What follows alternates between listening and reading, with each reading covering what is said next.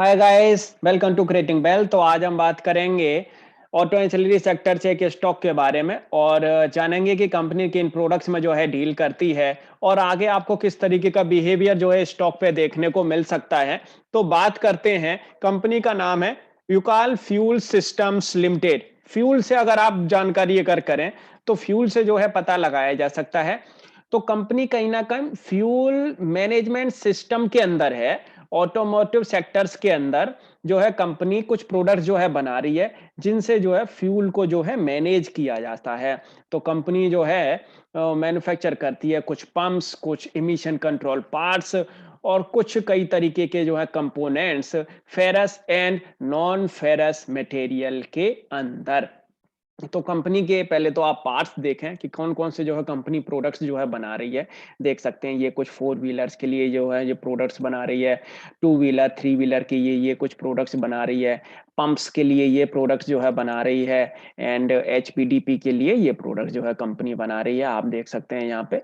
और high pressure die casting products हैं, fuel pumps हैं, ऑयल पंप असेंबली है, वैक्यूम पंप असेंबली हैं, कार्बोरेटर्स हैं, पंप्स हैं एंड एमिशन कंट्रोल प्रोडक्ट्स हैं। तो इस तरीके के कंपनी जो है प्रोडक्ट्स बना रही है four wheeler, three wheeler, two wheeler, gen sets, pumps, machine components के लिए। बहुत ही बढ़िया। इस तरीके से अगर देखा जाए तो कंपनी का जो है कहीं ना कहीं ये एक अच्छा खासा शेयर, एक प्रोडक्ट पोर्टफोलियो है। ग्रोथ बहुत अच्छी खासी होनी चाहिए। अच्छा खासा जो है कंपनी काम करके दे रही है। अच्छे खासे प्रोडक्ट की वैल्यू जो है होनी चाहिए। लेकिन ऐसा कुछ चार्ट पे तो दिख नहीं रहा।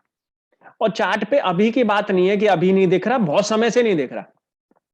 पिछले 10-10 साल के भी अगर इसके चार्ट उठा के देखोगे तो तब भी नहीं दिख रहा। तो यहाँ पे ऐसा नहीं है कि आप किसी भी कंपनी में जो है उठा के अपना पैसा लगा दो। बेसिकली आप लॉन्ग टर्म के लिए जब पैसा लगा रहे हो कि सेक्टर चल रहा है तो ये भी चलेगा। हाँ, वो चलेगा जरूर, लेकिन फिर जब सेक्टर में कहीं ना कहीं आपको रुकावटें देखने को मिलेंगी या सेक्टर में कहीं ना कहीं नेगेटिव इंपैक्ट देखने को मिलेगा तो वो सबसे पहले टूटेगा। और वो इतना टूटेगा कि आप जो है फिर उस वहां से निकल ही नहीं पाएंगे। तो मेरे हिसाब से जो है उन स्टॉक्स में पैसा लगाना अच्छा है लॉन्ग टर्म के लिए, जिनके कुछ जो है उनके ग्रोथ प्रोस्पेक्टस हैं। कुछ वो कंपनियां जो है इनोवेशन कर रही हैं, नए एक्सपेंडिचर भी जो है बना रही हैं, कुछ एक्सपेंशन कर रही हैं, प्रोडक्ट एक्सपेंशन कर रही हैं, मार्केट में जिसकी नीड है वो प्रोडक्ट उतारने की कोशिश कर रही हैं। इनकी तरफ से ना कोई प्रोजेक्शन है, ना कोई आगे को कोई फ्यूचर आउटलुक्स हैं। तो जिन कंपनीज के कोई फ्यूचर आउटलुक नहीं है, कोई प्रोजेक्शन नहीं है, कोई कंपनियां उस तरीके का काम करके नहीं दे रही हैं जिस कंपनी को जिस प्रोडक्ट की मार्केट में जरूरत है, उस तरीके का प्रोडक्ट वो कंपनी उतार के नहीं दे रही है, तो ऐसी कंपनी में, ऐसे स्टॉक में पैसा लगाने का क्या फायदा। आप लोग खुद समझदार हो, आप जो है पता, आप जो है समझ सकते हो इन चीजों को। तो वहां पे जो है आप अपना पैसा इन्वेस्ट करो जहां पे 4 साल 5 साल तक कोई कंपनी आगे एक्सपेंडिचर पे काम कर रही है, न्यू प्रोडक्ट एक्सपेंशन पे काम कर रही है, इनोवेशन पे काम कर रही है। उनमें अगर आप पैसा लगाएंगे तो वहां पे कहीं ना कहीं आपका जो है एक ग्रोथ के जो है चांसेस ज्यादा होते हैं बजाय इन स्टॉक्स के अंदर। अब आपको जो मैं आगे अभी दिखा दूंगा, एक बार चार्ट पैटर्न आप देखेंगे तो सब कुछ आप जो है समझ जाएंगे। फंडामेंटल से इसको देख लें आप एक बार। कुछ खास फंडामेंटल्स नहीं है। 26 की ईपीएस है। मार्केट कैप देखेंगे तो बहुत छोटा सा मार्केट कैप है, 276 करोड़ का जो है मार्केट कैप है। डिविडेंड यील्ड के हिसाब से देखेंगे तो बहुत ही अच्छी खासी कंपनी जो है आपको लगेगी। 1.60 की जो है डिविडेंड यील्ड है एंड 10 की फेस वैल्यू है। यहाँ पे अगर डिविडेंड ट्रैक रिकॉर्ड देखा जाए तो हालांकि रेगुलर डिविडेंड ट्रैक रिकॉर्ड जो है इस कंपनी का रहा है। उस तरीके से अगर देखेंगे तो बोनस भी दिया है, 1995 में भी दिया है, 2004 में भी दिया है। ये देखें रेवेन्यू, कहीं भी किसी भी पैरामीटर पे आपको जो है ग्रोथ देखने को नहीं मिलेगी। रेवेन्यू के लिहाज से, प्रॉफिटेबिलिटी के लिहाज से भी कोई ग्रोथ नहीं है। 2020 के बाद में 2021 में हालांकि ग्रोथ थोड़ी बहुत आ रही है, लेकिन कोई खास ग्रोथ नहीं है। डेप्ट भी जो है एक कंसर्न है कंपनी के ऊपर, जो है डेप्ट तो बना ही हुआ है। हालांकि बहुत डेप्ट कंपनी ने जो है कम किया है। यहाँ भी आप रेवेन्यू प्रॉफिटेबिलिटी देखेंगे तो दिसंबर में बहुत अच्छी प्रॉफिटेबिलिटी आई है। फिर कुछ क्वार्टर्स में देखेंगे तो फिर से प्रॉफिटेबिलिटी डाउन हो गई। सस्टेनेबिलिटी नहीं है प्रॉफिटेबिलिटी में भी अगर देखा जाए तो कहीं ना कहीं। और शेयर होल्डिंग पैटर्न की बात करेंगे तो only just public and promoters के पास में ही जो है सारा का सारा जो है माल पड़ा हुआ है। ना एफआईआई के पास में है, ना डीआईआई के पास में कुछ खास जो है इसमें माल पड़ा हुआ है। यहाँ पे चार्ट पैटर्न देखें तो ऐसे जिगजैग भरे चार्ट में, ऐसे जिगजैग भरे जो है स्टॉक के अंदर पैसा लगाने में आपको पता ही है कि आपका पैसा कहाँ जाएगा।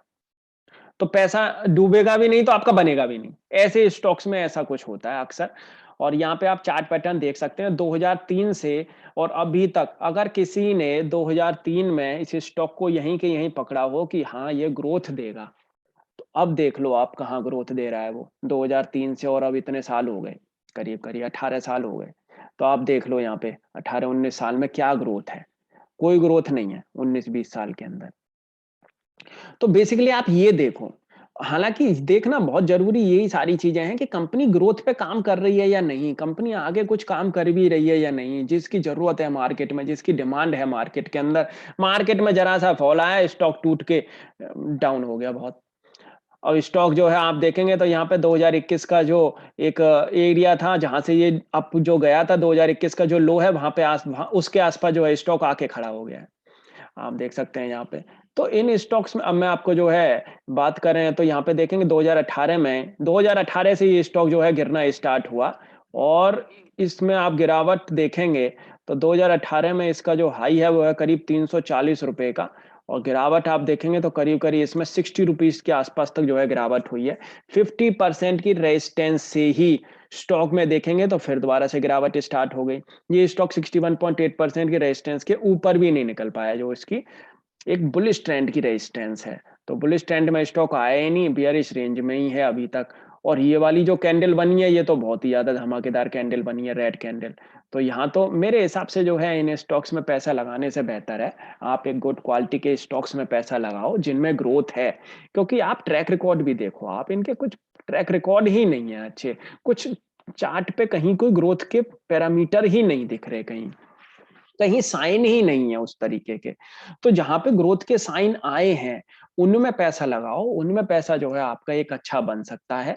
हमने ऑलरेडी जो है ऑटो एंसिलरी सेक्टर पे काफ़ी स्टॉक्स की जो है एनालिसिस किए हैं। आपको जो है लिंक मिल जाएँगे इस वीडियो के डिस्क्रिप्शन बॉक्स में।